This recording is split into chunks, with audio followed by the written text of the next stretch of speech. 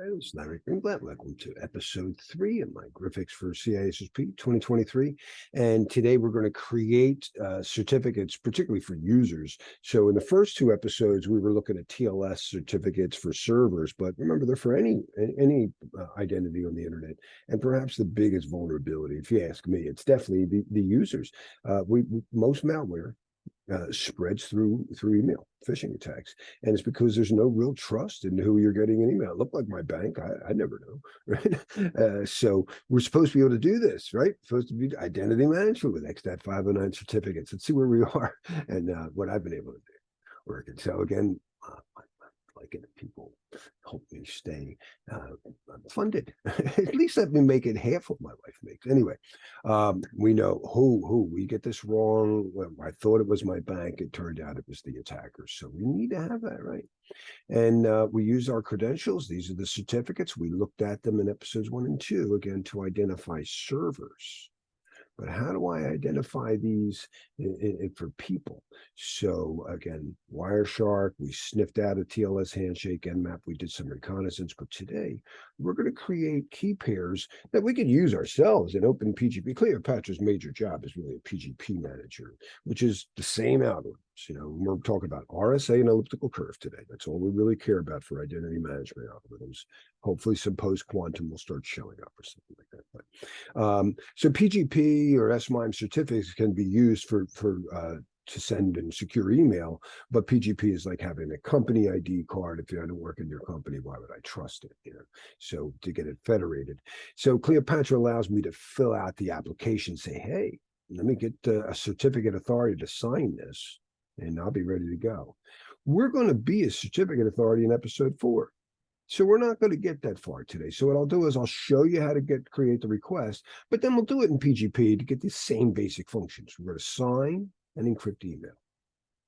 Encrypting email gives you confidentiality. Signing gives us the authenticity. I know who I'm talking to, right?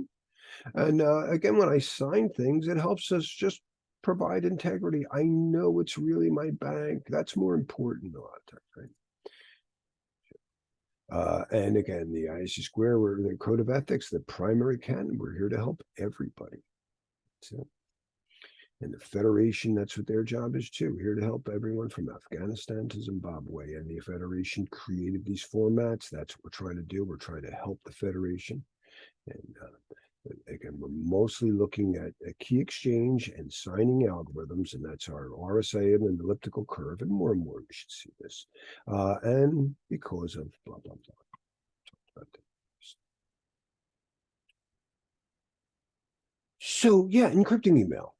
So I've been teaching this for like 30 years now. And yeah, you're going to use PGP or SMIME. It's the same basic functions. The difference is the SMIME certificate is federated and it's trusted. But I don't really get much email. So the joke is a PGP or SMIME, but I'm willing to bet I get less than 1% either way. And let's see why.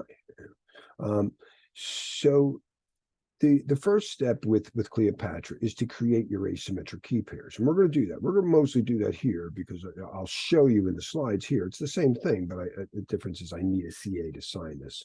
So I'll walk it through. But you pick your algorithms, and then you, if it's a certificate, if it's going to be an X.509 certificate, well, then you have to put in, these are required fields because you can't get a federated ID card without your ID. PGP can be used for a lot of stuff. I might just be not even using email. I might be using PGP to encrypt my hard drive, in which case I don't have to do this. And then there are other fields that I put in, all your LDAP information or your X.500 information. You fill out the form, you select your algorithms. I'd like to be able to select the strongest, elliptical curve, elliptical curve and elliptical curve, Edwards curve. You may see it on the CISSP test, by the way, same strength. This is a little faster, but it's not stronger. And this is going to be used to sign. This is what we're seeing in all the signing algorithms. But this is the key agreement. It's like a Diffie-Hellman key agreement using elliptical curve. And, like anything, a driver's license, when is it going to expire? What's the license for? They have 4 different fields that you could use it for. In episode 4, we're going to see a lot of different fields there. So you can say, no, I'm also God, but we're going to talk about that in another one. Yeah, episode 4 is the best. See, the best for that. Now, one of the big challenges, I'm going to use this key to lock up the safe. But how do I protect this key? It's common knowledge that you protect your private key most of the time with a passphrase. You forget that. Like 4 million people did. They lost their Bitcoin. So that's the hard part. As we move into this, crypto world, you got to protect your private key. Now, here's as far as we can get today. I can save the request. I got my key pair, but I'm not a CA. I'm just an average guy trying to get an email certificate from the Federation. And I'm too impatient to wait for the government to finish all these forms, the post office. So we're going to use PGP to do the same stuff. Yeah, then I have to get the CA, but that's in episode 4. So let's get as far as we can. So we're going to start. I'm a little stacked the deck. I have a Thunderbird, which is already there for you on the Griffix virtual appliance, but I have a Bob user configured. You'll have to do that for yourself. Now, when you configure a user, settings will allow you to do end-to-end encryption. I say I could use PGP for a lot of stuff, but that includes email, right? So, and I could just start, and we're going to do that. We're going to get that going. We're going to create a PGP key and get going. But I could also get, hopefully in the next episode, when I get my certificate signed, we can get a federated certificate. It'll do the same thing. So our first step is to open up Kleopatra, create a key pair, and again, PGP.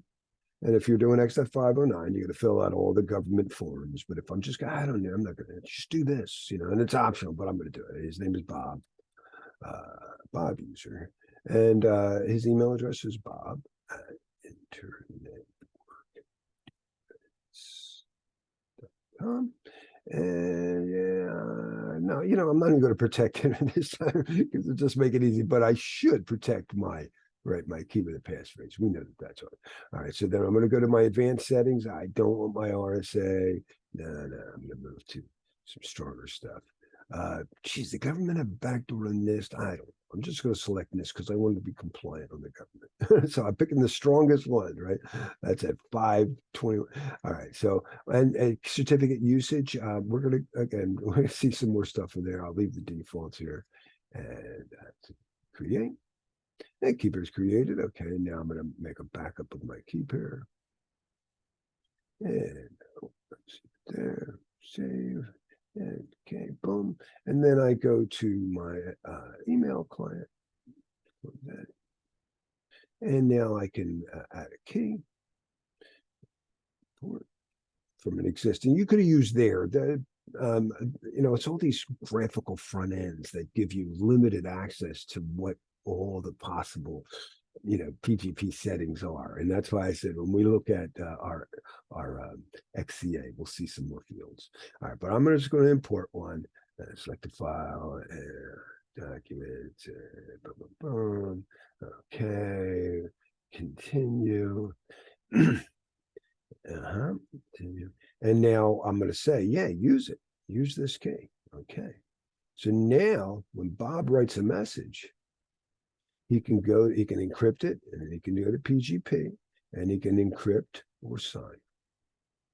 Yay! Notice one last thing. When you encrypt something, they took the menu item.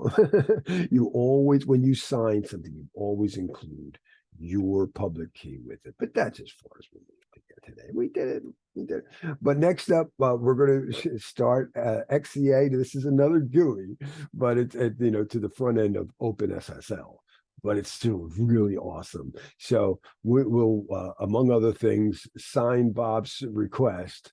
But we're also going to create some certificates and notice what you can do. There's a lot more usages. And that's what really was abused this year in a couple of the Active Directory golden certificate hack. All right, that's all I want to do. Hope that helps people. Take care. Live long and prosper.